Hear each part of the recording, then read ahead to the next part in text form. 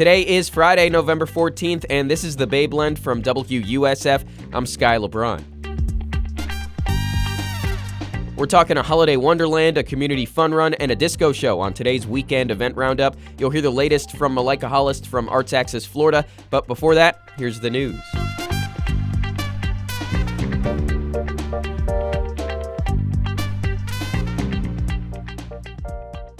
Clearwater's Marine Aquarium Manatee Rehab Center is back up and running after Hurricane Helene damage forced it to close last year. The storm brought in 4 feet of water. The center is one of the only places you could get properly patched up if you're a manatee. Shelley Margart is the aquarium's head veterinarian. We have such a need for these animals to come in. They're so susceptible to throat strikes, cold stun, all these things that are detrimental to their population. It's essential for us to have these facilities that they can come into, get healthy, because we're really teetering on that brink of endangered. There are so few spots to properly care for manatees, they had to transfer their patients to facilities in Ohio. And everyone knows manatees are not fans of Ohio.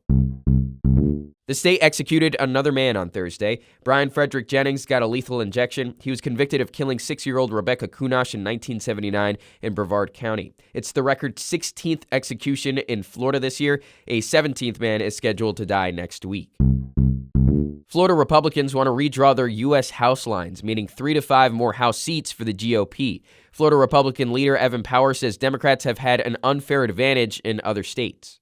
I would prefer people played fair, but what we've seen is Democrats have weaponized the system for 20 years because they never wanted to give up control.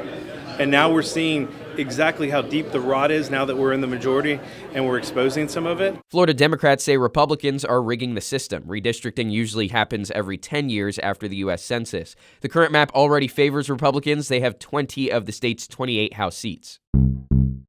Sandcastle Showdown. It's not called that, but more than 20 sand sculpture masters are in town this weekend for the Siesta Key Crystal Classic. The goal, build the best sand sculpture you can. Natalie Gutwein is with the Siesta Key Chamber of Commerce. It's about 275 tons of sand that will go into one of these. You know, it's not just, buckets and sand. It's a lot of work when you watch them get in there and do it. They actually use Elmer's glue over the top after they get it together. If one of them builds a full-on sand house, I call dibs. I bet the utility bill for that is super reasonable. There's also a contest for amateur sand sculptures. That one's happening tomorrow morning.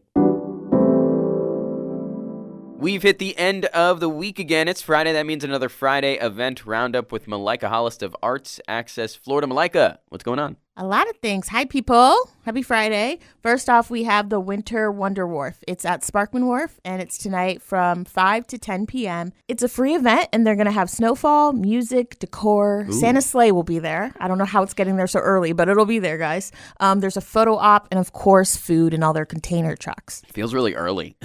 It does. But also, I wanted to see, because this tree's 30 feet tall, I wanted to see how big the Rockefeller one over in New York City is. Did you know that's between 69 and 100 feet tall every single year? No. I did see them installing it the other day, and I thought, where are they growing this tree? They must have been growing that for years. But anyway, it doesn't matter because we live in Florida. My bad. Off subject. Yeah. But anyway, check out the wharf.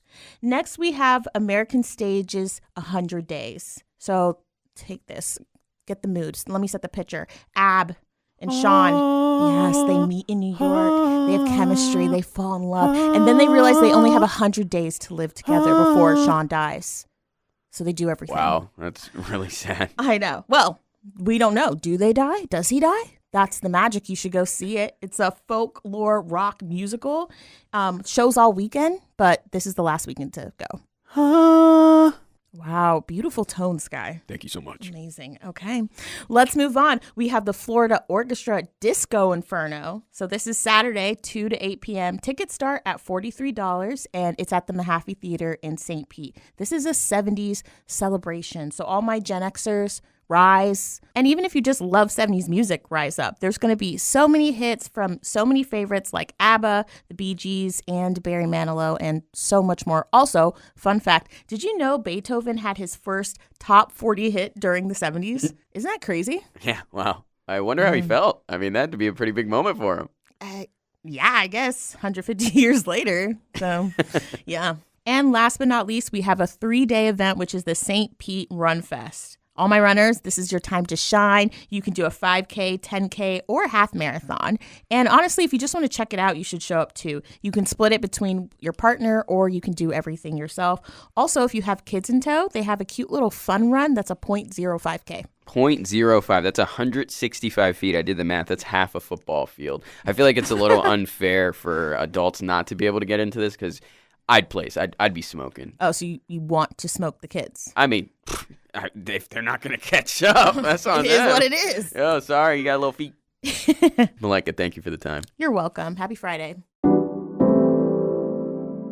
I'm so mad that I missed this, but on Tuesday, some people in the area were able to catch a glimpse of the northern lights in Tampa. You can see the lights as far south as here, Daytona Beach, Winter Park, and Titusville. This is because the poles are swapping and causing a magnetic twist that's pushing an aurora into the deep south. All right, enough deep science talks. Pretty lights in the sky. Luckily, it looks like they're around for a few days, so if you see the lights, let me know. I need to take a terrible quality picture of it with my iPhone 4 to show all my friends. Tampa Bay Rays tickets for single games next season are on sale today. Since the Trop is still being repaired, you can find seating options through a virtual tour online. Prices are down by about 15% for a lot of the seats compared to 2024. The Rays home opener is April 6th against the Chicago Cubbies.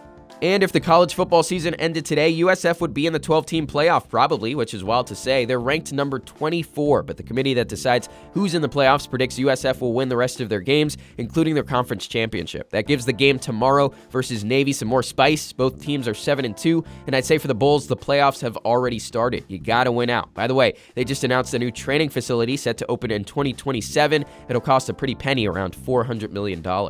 Lastly, the Bucks play the Bills this weekend in Buffalo. It actually won't be as cold as it could be, but I still think that'll impact Tampa as the game goes along. This is the midseason low we've kind of gotten used to for the Bucks. I still think they win their division, but drop this one to a Buffalo team trying to regain their momentum. I say 34-27 is the final score. That's the Bay Blend from WUSF. I'm Sky LeBron. Have a great weekend. Be blessed, and thank you so much for listening. I'll catch you Monday morning for another Bay Blend. Be there for it.